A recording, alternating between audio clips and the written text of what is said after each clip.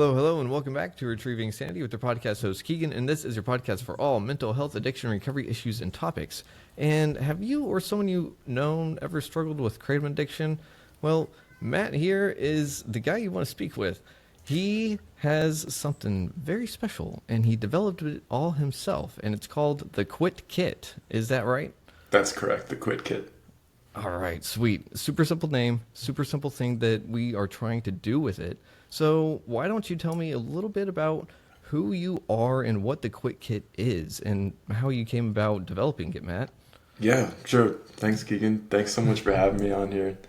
So this is the thing. I have a history of encountering substances without going and looking for them, and they just happen upon me.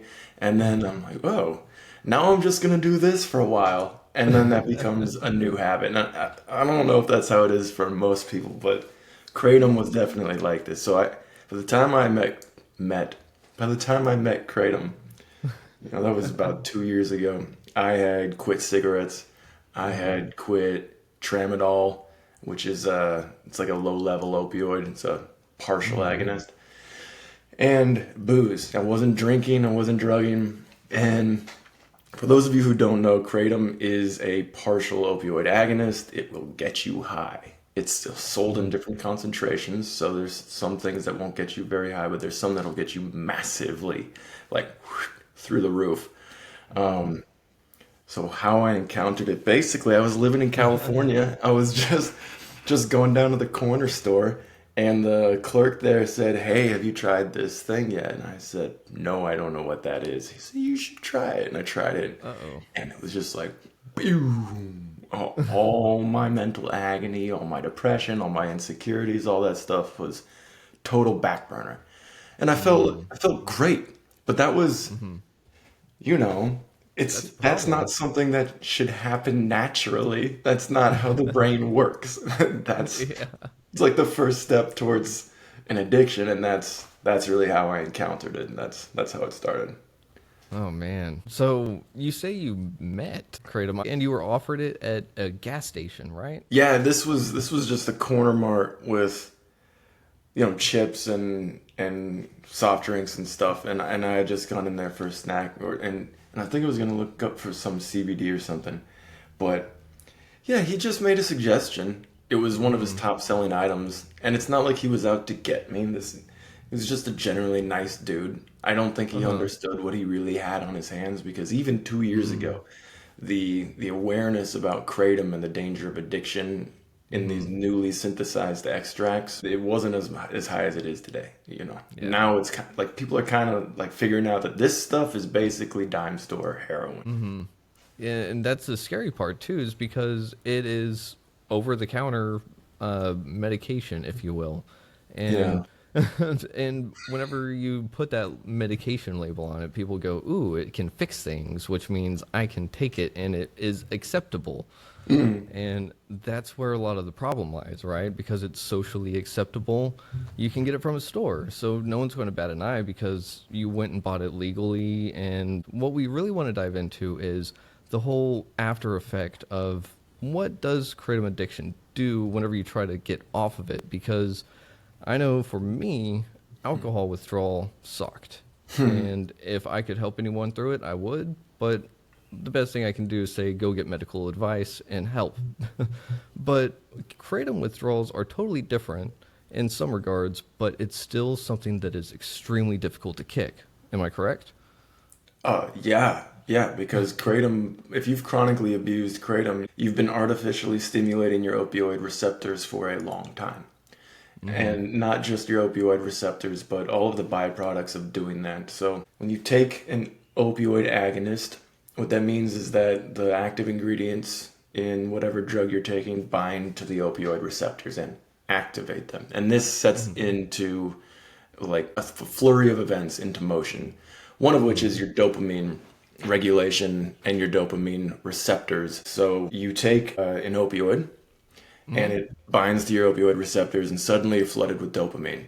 And this is the funny thing about opioid addiction. This is, you can sit on the couch doing nothing of import, and your body is flooding you with this reward feeling of like, oh man, your life is good. But those are feelings that are normally reserved for like the birth of a child, or catching the gazelle in the wild, or landing that big promotion or whatever, and your body's like, you really deserve to feel this good. It does not normally make you feel so good to just sit and do nothing on a Wednesday night on demand, right?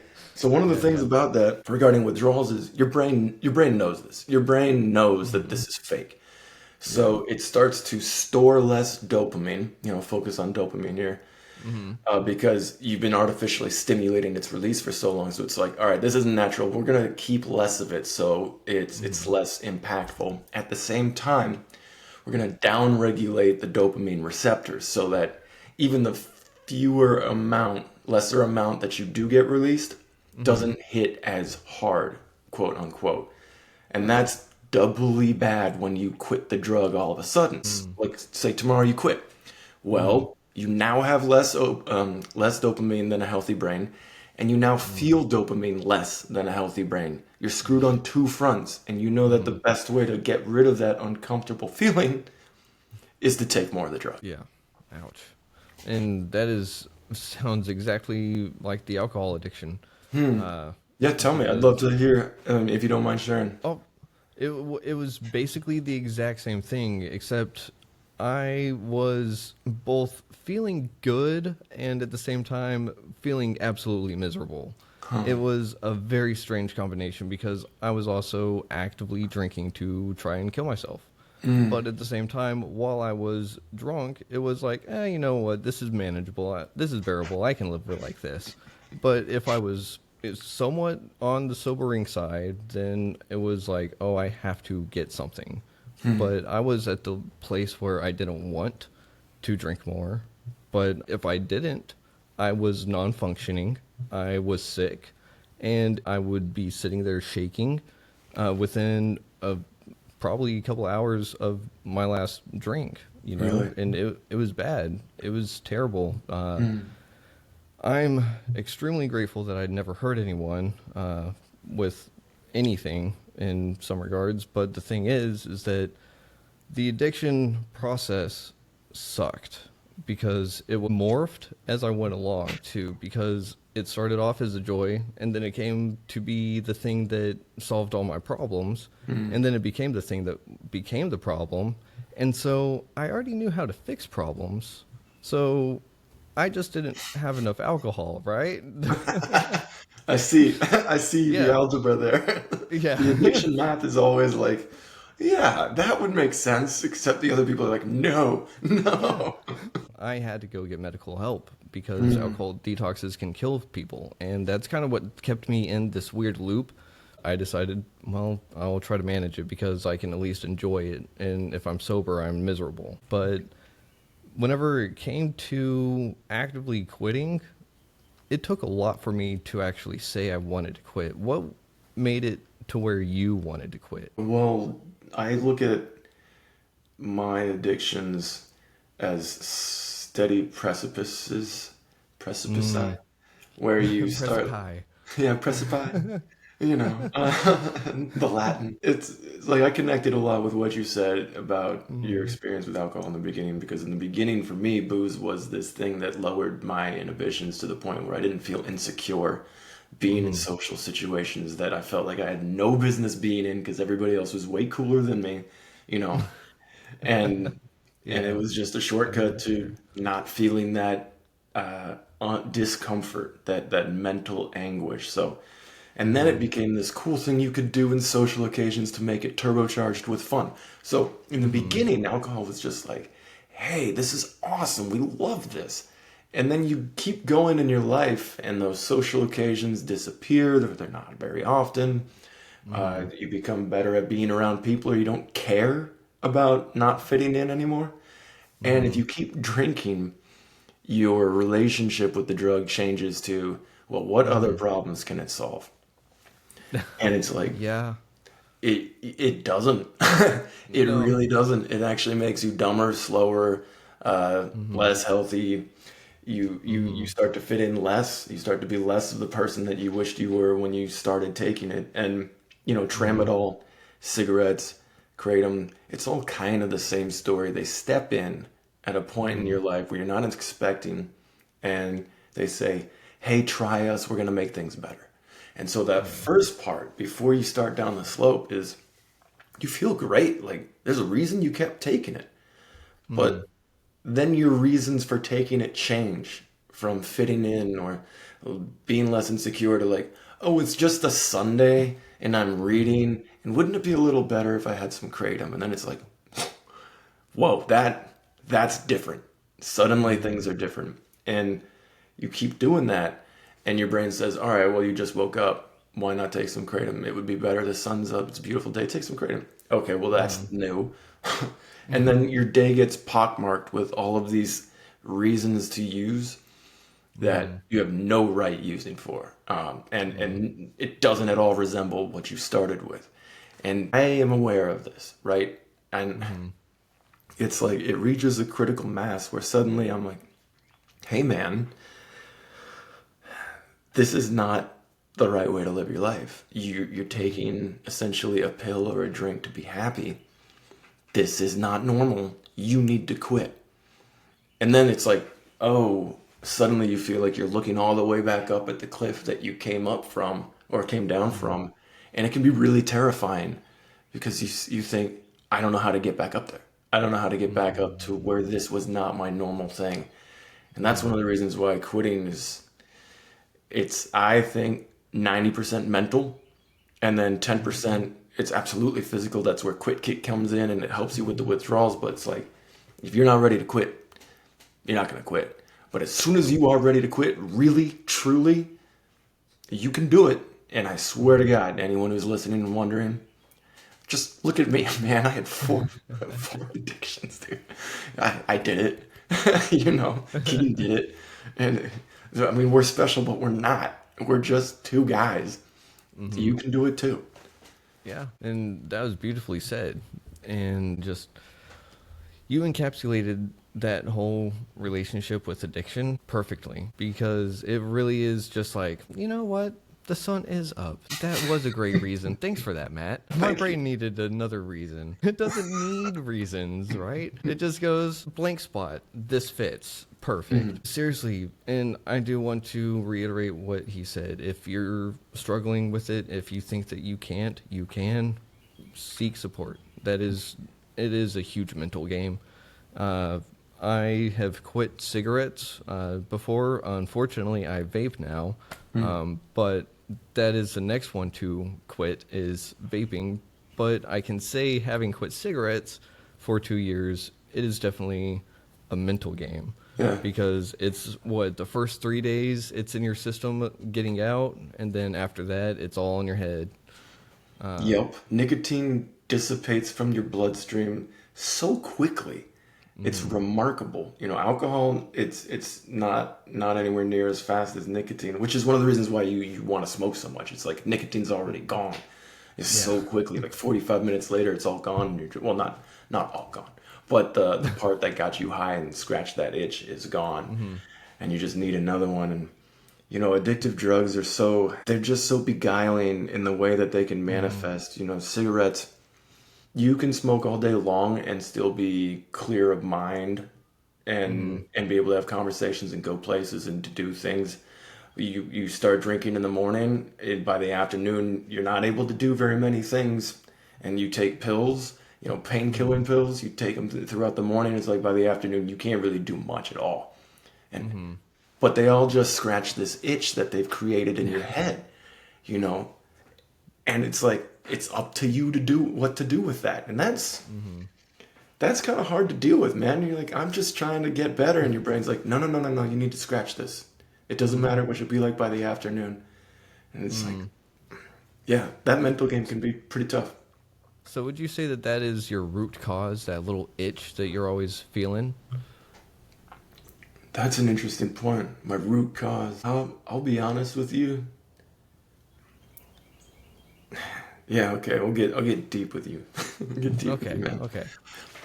The Throughout my adult life, I have always felt like I was not in the right place or doing the right thing with my life, Hmm. existentially speaking.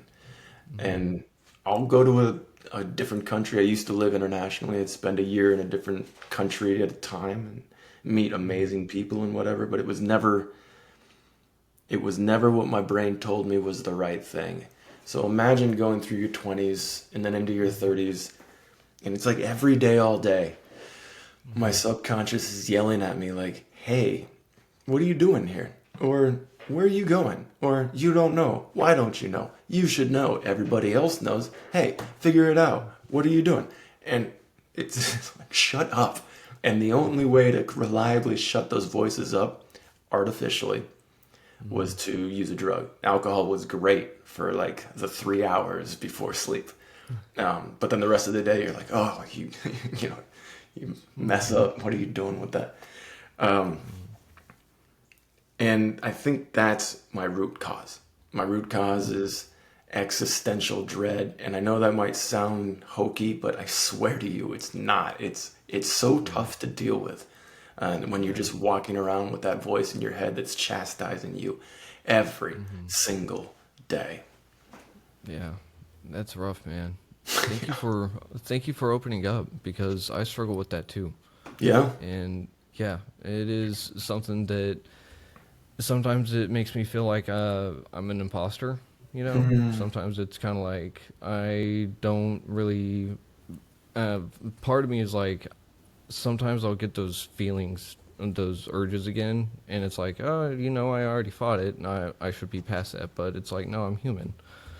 But I look at people that have like 16 years of recovery, and I'm like, oh, how do they get that far? Like 16 years is like they know all these secrets. and I ask them, like, how do they do it? And it's literally just one day at a time.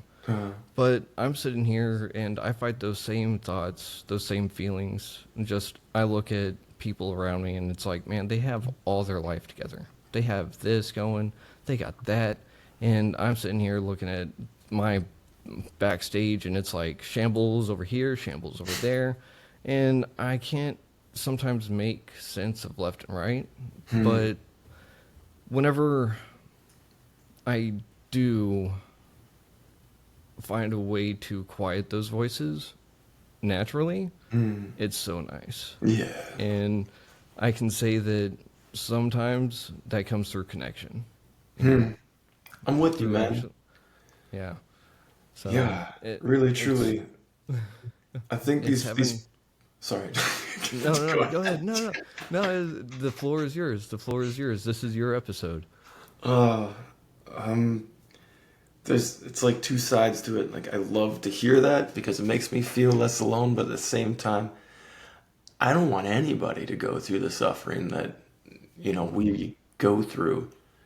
And lately I've been getting really, really into the subject of mental mastery, where it's like, yeah, Interesting. there's I think this stems from my studies into addiction, which brought me into Quit Kit, which helped me, throughout my life. This helped me get over cigarettes and tramadol and alcohol and now Kratom. But it's like you have two voices. One is always talking to you, and the other one is on mute, but it's talking to the one who's always talking to you. That's your conscious and your subconscious. And if David and Goliath were a metaphor here, your conscious is David without a sling, and your subconscious is Goliath. And it's like, you're going to do what I want you to do eventually until it's convinced otherwise. So we can let's talk about it in terms of addiction. In terms of addiction, and if you're just starting out with a drug and you're at the top of that precipice I mentioned, your conscious brain is like obsessed with it. It's like, oh my gosh, what does it taste like? How do I use it? Where do I get it? How often can I take it? This feels amazing. What does this feel like? What is it? And your subconscious, because it's new, is taking notes. This is not me making this up. This is actually psychiatric evaluations. This is like in the medical literature, is essentially taking notes and filing your experience with the drug under one of two columns. It's either this brings me pleasure or this causes me pain. And you take the drug for the first time, you have no idea what consequences you're getting yourself into down the road. So your subconscious is like, okay, amazing. We're good. This is under the pleasure column. And then it doesn't come back and revisit its notes. And this is because human beings are so intelligent that they get in their own way. It takes an immense amount of mental energy to engage in a new experience and judge whether or not it's painful or pleasurable or how to do it and where to get it and whatever. And the subconscious is like, we're a whole factory. We got trillions of cells. We need to be busy. We can't afford this right now. I'm going to file this away and then put you on autopilot for it. And that's how we develop habits. That's why habits take place, and you don't think about the cars that going by you when you're driving. It's like you had an immense amount of mental energy when you were learning to drive. Now you have barely any. And it's kind of the same with drugs. In the first few times, you're like, whoa, like you're in rapture about the experience you're in.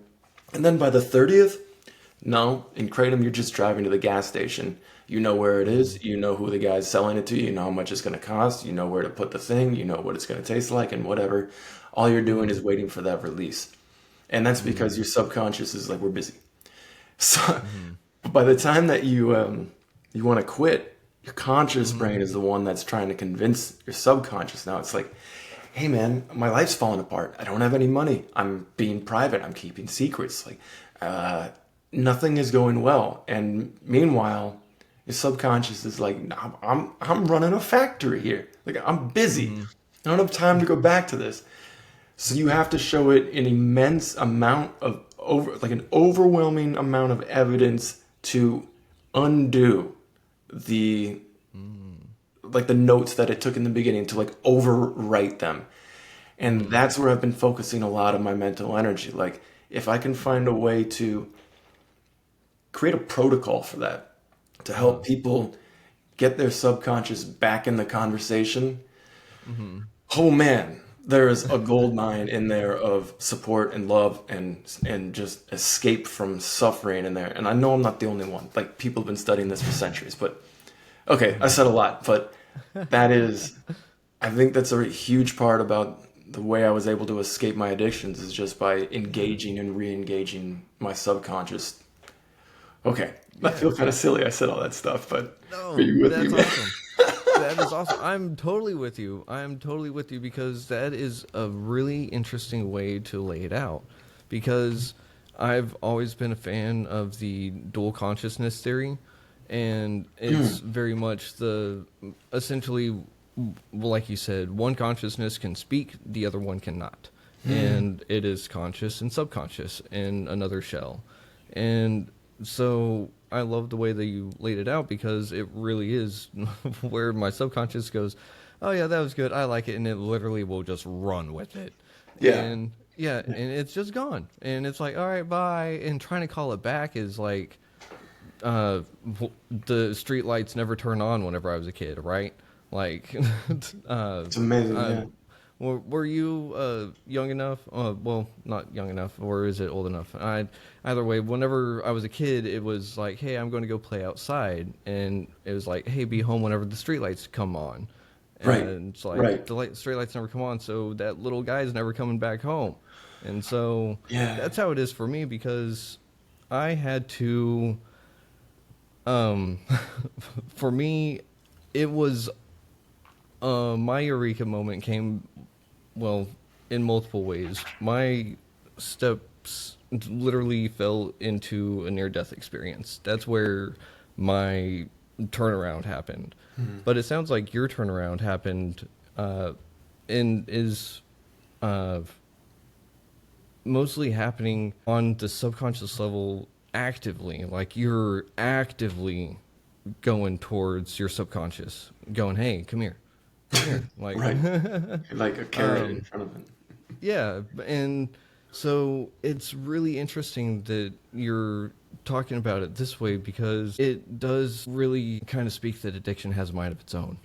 It, Wow. you know, Yeah, man. Absolutely. Truly. because I've always described addiction as the disease of choice, because I start with the choice to use or drink, and then I lose the choice. That's where the disease comes in. And it's a paradox, because the way out of it is to make that choice that I want help, because I can't do it alone, or at least I personally couldn't. And that came in the form of I was going to die. But whenever your Kratom addiction was really at its rock bottom and you found yourself looking up at that person that you thought you were at the top of that cliff, that feeling coming to yourself is a weird feeling, right?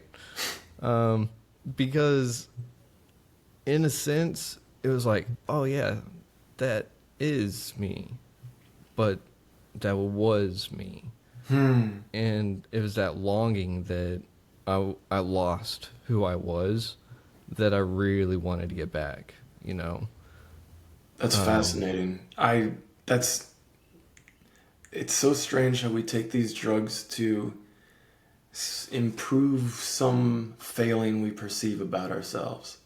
And then when we become addicted to the drug, all we want to do is get back to the person that we were before we started taking the drug. Yeah. And when you get there, you realize you weren't that bad. No. You had insecurities, but you were, like, chances are you were a pretty good guy. And you had a lot to offer people. And everybody else saw it. You know, one of the things you learn from people who love you, even when you're going in and through addiction, is like they know who you were before the drug, and they still love that person very much. Yeah. And it's like the drug refuses to let you remember that. The drug says, no, you need me to be better. And then you can make the mistake of thinking that that's your own voice. I mean, like, no, I'm sober is worse. This might be bad, but sober is worse. And then you sober up and you're like, whoa, I was way worse when I was trying to get high all the time. Like, I see what they see in me. You know, when you're able to see in yourself what they saw in you, that's a huge part of being able to accept that sober life is superior to intoxication. Yeah, and it does take a lot of work on literally everyone's part. And I say that because the people that stick with us while we're in active addiction, holy cow, that is a lot of mental strength and a lot of gymnastics they have to do themselves. And it is something that I'll forever be grateful for, everyone that has stuck through. And even the people that are like, hey, you're better now. How are you? It's like, yeah, I don't blame you for not wanting to practice for 10 years. So, like, I was not the best guy for decades, so let's just forget that happened. But whenever you found yourself in withdrawal from Kratom, it's one of those things that, like, let's put it this way. Whenever I found myself in withdrawal from alcohol, it would happen quickly because I was so used to having it in my system. So I was, people described me as a high-functioning alcoholic, which I, like, hate having to say that, but it's part of my past, right? And for me, those withdrawals would happen quickly, and they would go away as soon as I would grab the bottle. That my withdrawals would go away because my brain was like, it's here, release. But then I would take my first shot, whatever, and my body was actually rejecting it. And I would have to force it, and then after that, nope, it is back to the games. Yeah, like jump that hurdle, and your body's like, all right, fine. Yep, and that was near the end. And by near the end, I mean probably the last 3 years. So for your Kratom addiction and withdrawals, how would those affect you through the day? Because I had to really essentially keep a steady supply of liquor somewhat nearby. But that was the thing, is that the withdrawal was bad enough to where I had to stay active in my addiction. You know, were your withdrawals that bad as well? Because I know that they're painful, but were they something that kept you in addiction too? You know? Yeah, mine didn't onset yeah, quickly. It was more like molasses. It would be like you wake up in the Ooh. morning and you'd be like, I'm good. I don't need to use today. I'm clean today. And then your Mm-hmm. cravings kick in about an hour later, and then Mm. they really swing in like 2 or 3 hours after you've woken up. And this is when you're making up excuses to go get coffee. And you're like, oh, I'll just go out and get some coffee. And then you come back with coffee like an extra 20 minutes. Uh, Mm. but but look, if I really wasn't gonna use that day, the Mm-hmm. cravings would turn into a steady descent into a pit of emotional darkness that I could not come back from. It would just Mm. be, I could feel it visiting upon me. Like I could feel it coming in. And the Mm. terror in response to that was real because you're like, my world is about to change. Yep. And when it's a mental game like that, and it's less about like you can't sit still, even though that's a thing, but the depression, man, the Mm-hmm. complete inability to be a part of the world, that would come in about 4 hours after I woke up, and Mm. and it would be with me for 2 hours, 2.5 hours, and then subside, and then come back an hour or two later. Mm. This is the kind of thing where I had to get up Mm-hmm. and get in my car and drive and listen to sad music and just bawl my eyes out and just at traffic lights, like people here, and I'm just crying and they're looking at me. I'm like, a 39-year-old man alone crying in his RAV4 blasting some song from his youth, and it's just like I don't know when this is gonna stop. I don't know when it's gonna let up. Eh, and that's Mm. also one of the worst parts is because it's like you're lost in the wilderness when you're in these Mm. mental withdrawals. You don't know when you're gonna find your way out of the forest. Mm. You're just holding out your light, looking for something, and that's an incredibly desperate feeling. That's how it was, man. That's definitely how it was until I invented the Quit Kit. But that's a whole other Yep. story because I No, tried to quit I twice before Quit Kit, and it sucked. and that is why I was asking you about all that because you invented the quick kit for withdrawals. And real quick, I want to say thank you again for being vulnerable and like that because that is it takes a lot. And I know it does because I'm right there with you and that you said it very well, the terror of withdrawals and knowing that everything was about to change, trying to get sober. I never really thought about it like that, but yeah, it was a terror that my world is about to change if I stay sober, you Yeah. know? Like, whoa, I never really thought about it. It's kind of like in Lord of the Rings where Sam and Frodo stop walking for a little bit. Let's go. I was just thinking Yeah. something similar, like kind of a descent into Mordor, Yeah. Mordor slash hell, like Doom, you know? Yeah. But with the withdrawals, they suck. And there's not a lot people can do about them, right? Or so we thought. Then you invented the Quit Kit. So what is the Quit Kit, and how does it work, and what does it do? Thank you. And so this came about because chemical engineering background. I didn't want to go get an opioid-based prescription to manage Mm-hmm. withdrawals and then enter into a 9-month tapering thing with Suboxone. I just wanted to Mm-hmm. get, I just wanted to see if I could do it effectively without a Mm-hmm. prescription and a doctor visit. Quick Kit.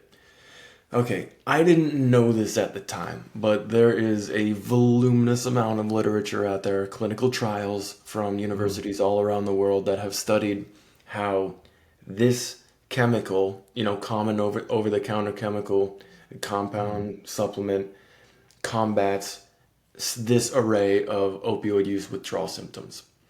And these studies were conducted because they had similar interests as me. Like, is there another way other than these prescription medicines, medically assisted treatment programs?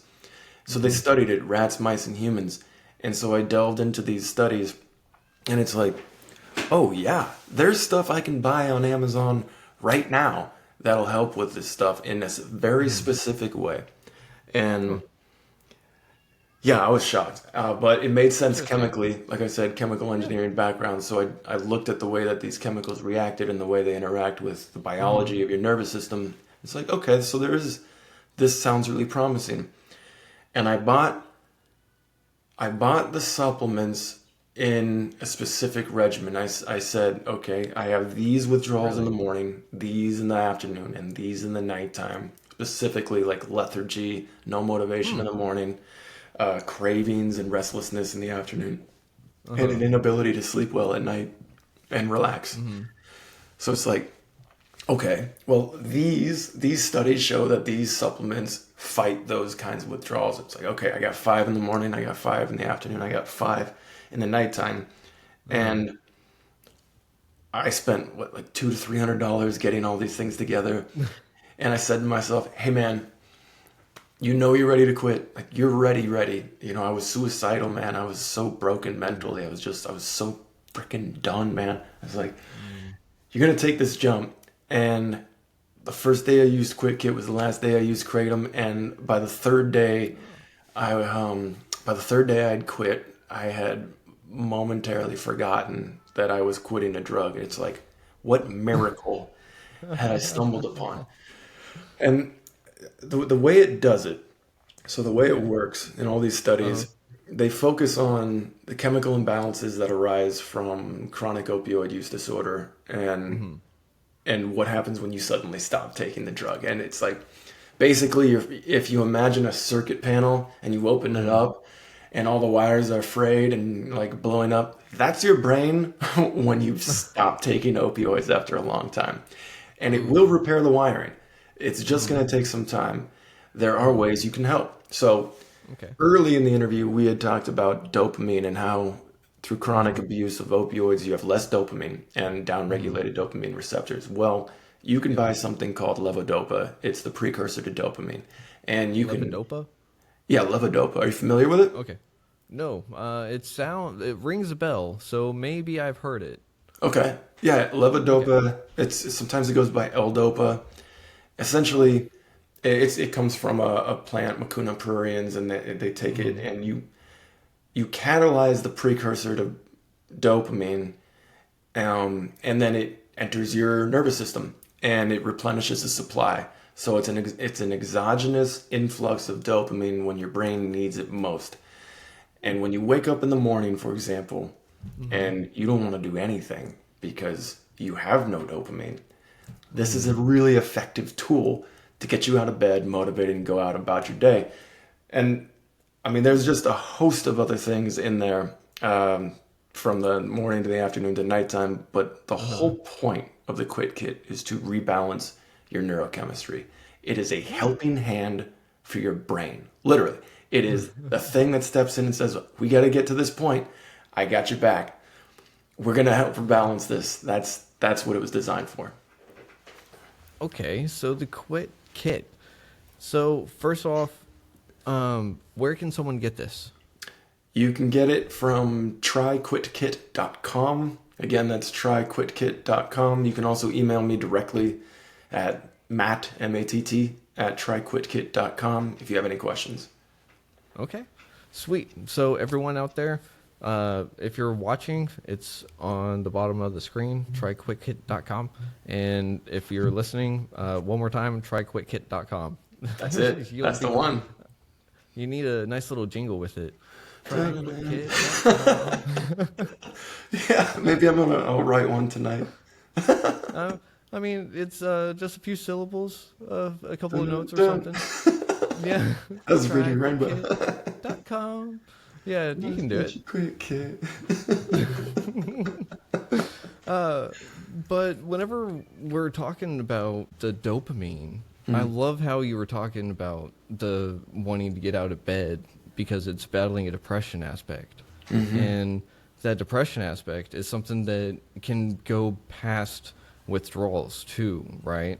So you're not just sitting there and essentially saying, oh, if you do this, it's going to say, oh, you're fixed. It's saying, here, this is going to help you get through your withdrawals and give you essentially building blocks to keep going later, right? That's exactly it. Yeah. Yeah, the whole thing was to reduce the fear of getting sober. Just reduce Reduce the the fear so that you can accept the beauty of not having to rely on a substance to turn on an emotion. I mean, there's mm, true beauty there. And if you can get an advantage, wear some armor, uh-huh. then try the Quit Kit or learn about the ingredients on the Quit Kit website if you don't want to get the Quit Kit. It's all there. You can pick and choose as you want. I do, Ah. but yeah, I think just give yourself an advantage. There's no So reason what not to. what all is in the quick kit? If you can choose, I didn't realize I could choose my own kit. Well, oh, no, I meant I'm sorry. I meant there's 12 Ah. ingredients. You could buy them individually on Amazon, or you can get them parceled Oh. out into the morning, night, or morning, Okay. afternoon, nighttime regimen, which is specifically tailored for these kinds of withdrawals. I'm just Well, saying, like, I encourage you to learn, and all the mhm. information is there. I love that because that is really showing that you just want to help people. And Yes, one of absolutely.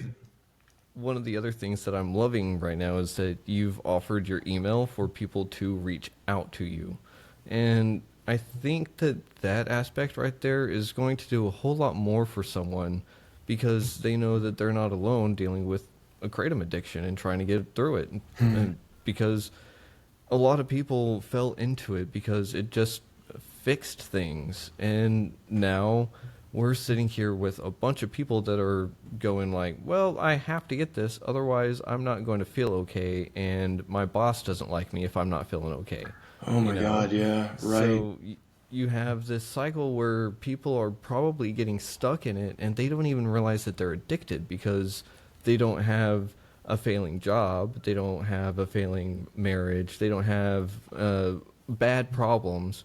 So it's not an addiction, but it very well could be, you know. And that's one of the things too is that it can be prescribed, not prescribed. It's uh, they like we said earlier. People like to just describe it as medicine when it is not. And with that being said, you've essentially created an antidote uh, regime, I and like that's that. not. That's a good way to put it. Yeah, because you know, you're not just sitting there and saying quit this because it's bad. You're saying, hey, if you're having a problem with this and you need help, this is where you go. This is Yeah. what you can do. And with the quit kit, um, what was the hardest aspect developing it though for yourself, and then spreading it for everyone else? Well, developing it for myself, that was just time and putting in the energy to finding out what would work for which times of day. So I Mm. can't say that that was particularly difficult, and maybe that's just due to my background and my familiarity with doing cold research, but there was the way that Quick Kit actually started entering the larger universe from just this one guy. Uh huh. Once I quit, I was just wrestling for weeks. Like, do I give this to Mm. any? How do I give this to anybody else? Is it right to give this to anybody else? What do I have all these leftover supplement pills? And I went on to quitting kratom subreddit, and I was, Oh.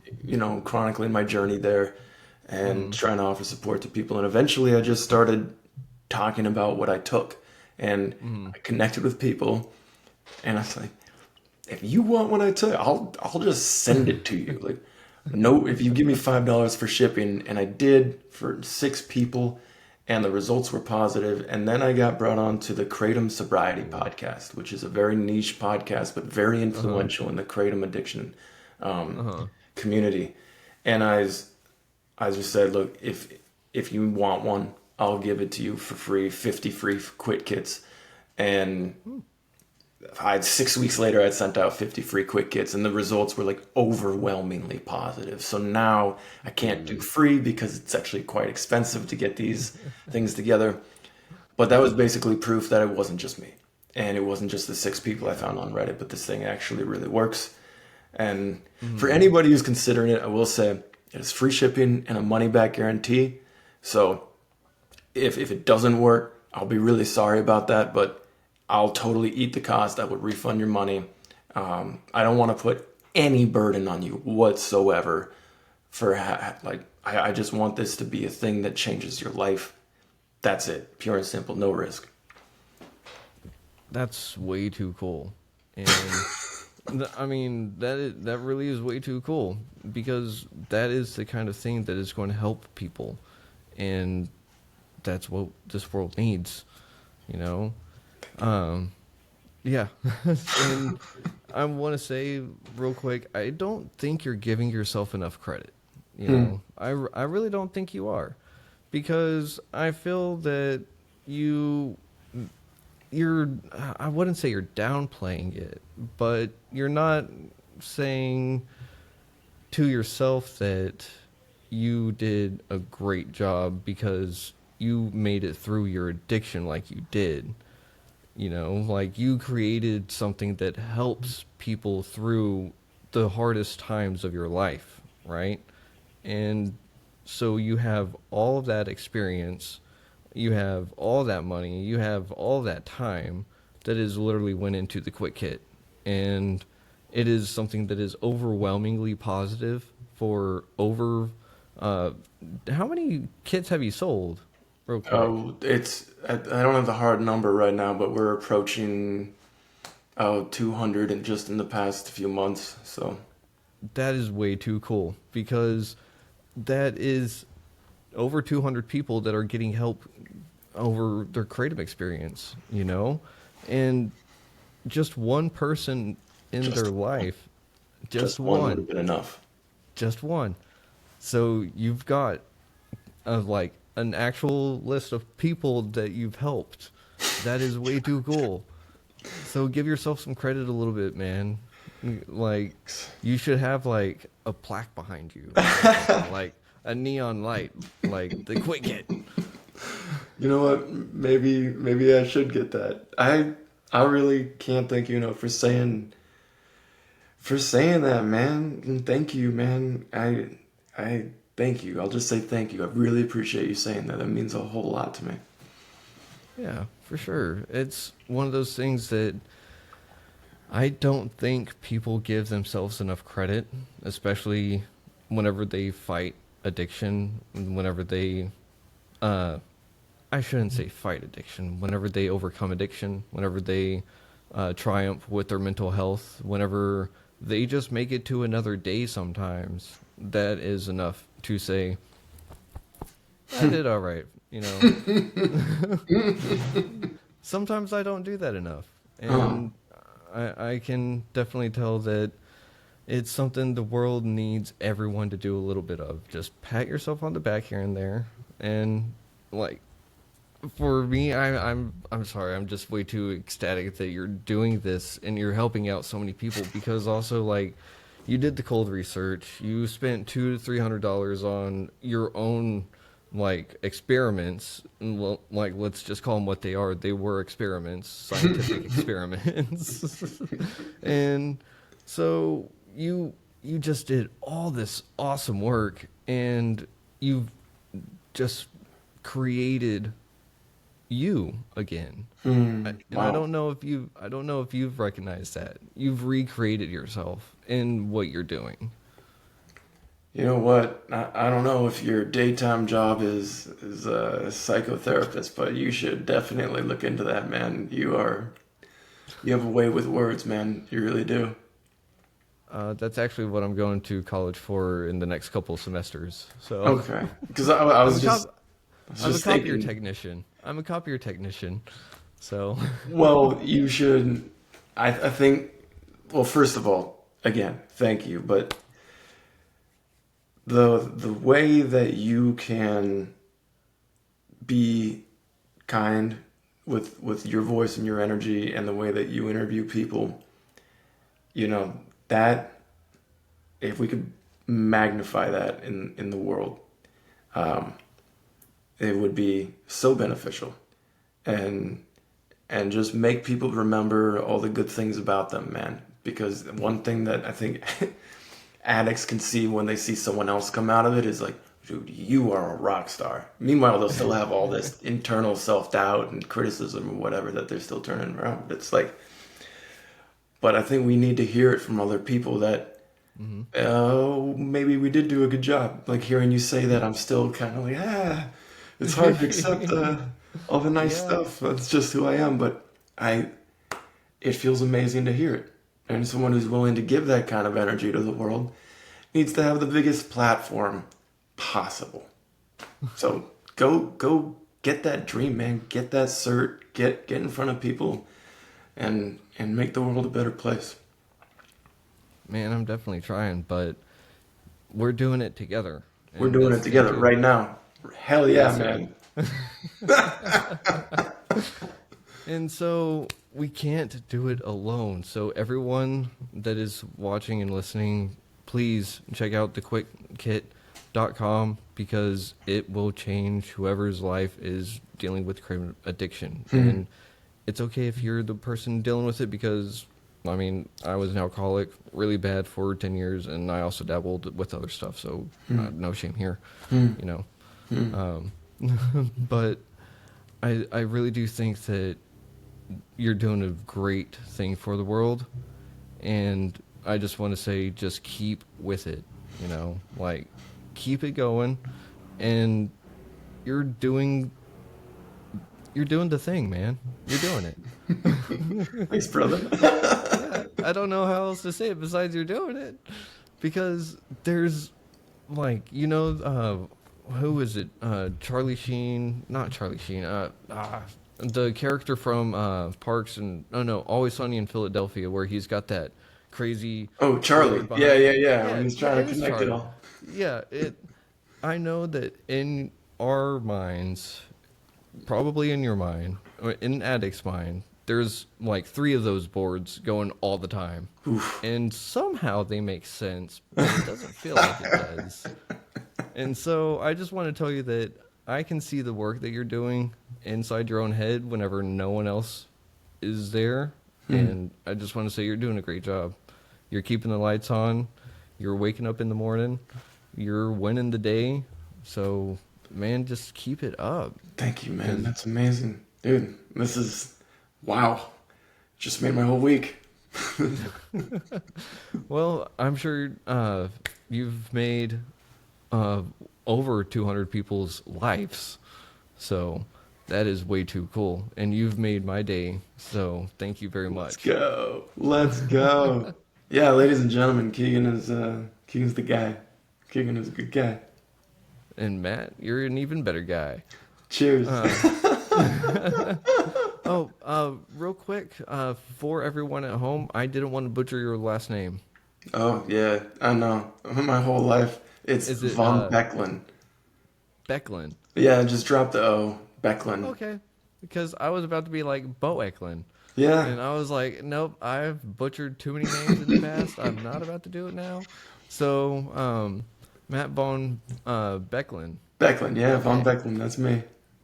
Well, it is such a pleasure to meet you, and I have to say real quick, do you think we could see you in the future on the show again? Yeah, hell yeah. Sweet. Because it's one of those things that we've talked about the Quit Kit, and we've talked about our addictions a little bit, but we've only really touched the surface, you know? So I don't mind diving into some deep rabbit holes, getting into some feelers. So cool. Absolutely. I'm game for it. Yeah, I think there's a lot more that we can dig into, and hopefully it's useful to the people who are listening. And I want to say again to whoever's listening, you really can email me, matt@tryquitkit.com. I talk with people who are in the dark about this stuff and they feel alone, and it's like, you are so not alone. You're not. So please kindly email me if you want to. I'd love to hear from you. Yeah. And I mean, that is just way too awesome to put your email out there on the internet for literally anyone to email you. And not only on the internet, but on radio and TV, because you do realize that this is going to air over the nation, right? Like, we're going to make sure people with Kratom people with kratom addiction they're going to know about the Quit Kit now. Yeah. So Heck yeah, dude. Heck yeah. that is way too awesome. But Matt, we are at the end of this episode, so we've got to cut it here. But do you have any last words for the people at home besides you're not alone? Yeah, I do real quick. If you are struggling and you're trying to quit and it isn't quite taking, the one piece of advice that I could give is quit different. So if it didn't work one way, quit a bit different the next way. If that doesn't work, it's so okay. Just make a habit out of breaking your habit. And in order to do that, one of the best ways you can do it is to just try something new each time. Make it unique, and then one of these times is going to be the last times. Yeah. Heck yeah, dude. I love that because that is how you do it. Because it literally is just trying something different. Yeah, and one of those times, it's going to be the last one. It will be. Yep. And I've got one question for you. Do you know a little number that someone can call if they're having suicidal ideations or any other kind of mental crisis? You mean my phone number or? No, I mean, if you want to put it out there, No, but I'm not qualified for that. Yeah, I was talking about the National Suicide Hotline, or actually National Suicide Crisis Hotline. Right. Okay, that's what I thought you were referring to. I just wanted to clarify. Yeah, that would be a good hotline to call, but I don't know it off the top of my head. It is 988. So if we can teach our children how to call 911 in the case of an emergency, why don't we teach our friends and loved ones how to dial 988? 988. Yeah. Absolutely. And that's the thing. It can be bad breakup. It can be suicidal ideations. It could be, you got to be on your report card. Call 988. 988. It's there for a reason. Yes, sir. All right, everyone. Well, thank you very much, Matt, for being on the show today. And everyone out there, remember, tryquitkit.com. That's right. It's right there at the bottom of the screen. Tryquitkit.com. You can do it. Thank you, Matt, for being on. And everyone, thank you for listening to Retrieving Sanity on WDJY 99.1 FM. And as always, much love. See you next week. Schlan. Take care. Wow.